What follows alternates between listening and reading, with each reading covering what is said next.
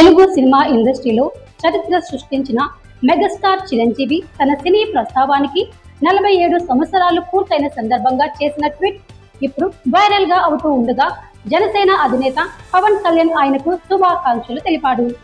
అయితే దీనిపై సంచలన దర్శకుడు రామ్ గోపాల్ వర్మ చేసిన వ్యాఖ్యలు తాజాగా సోషల్ మీడియాలో సంచలనంగా మారాయి. సినీ రంగ ప్రవేశం చేసిన 47 ఏళ్ల సందర్భంగా మెగాస్టార్ చిరంజీవి తన భావోద్వేగాలకు ట్విట్టర్ వేదికగా పంచుకున్నాడు.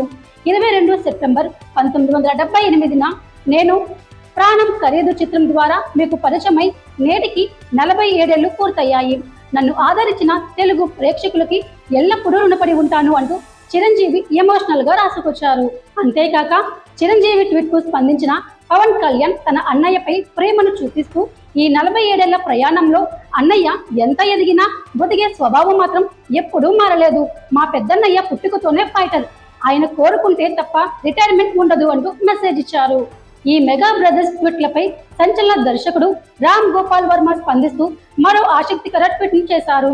మీరిద్దరూ కలిసి ఒక సినిమా చేస్తే అది ప్రపంచవ్యాప్తంగా ఉన్న తెలుగు ప్రజలందరికీ ఒక మెగా పవర్ అందించినట్లే అవుతుంది. అదే ఈ శతాబ్దపు మెగా పవర్ సినిమా అవుతుంది అంటూ రామ్ గోపాల్ వర్మ ట్వీట్ చేశారు. ఎలా తెగ వైరల్ అవుతుంది.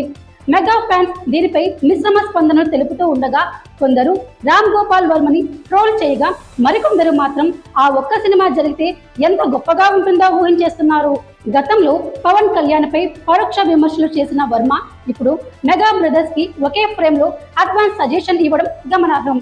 ఆయన ఈ వ్యాఖ్య నిజంగా ఒక సినిమాకి దారి తీస్తుందా లేక మరో సంచలనానికి ముహూర్తమా అన్నది చూడాలి.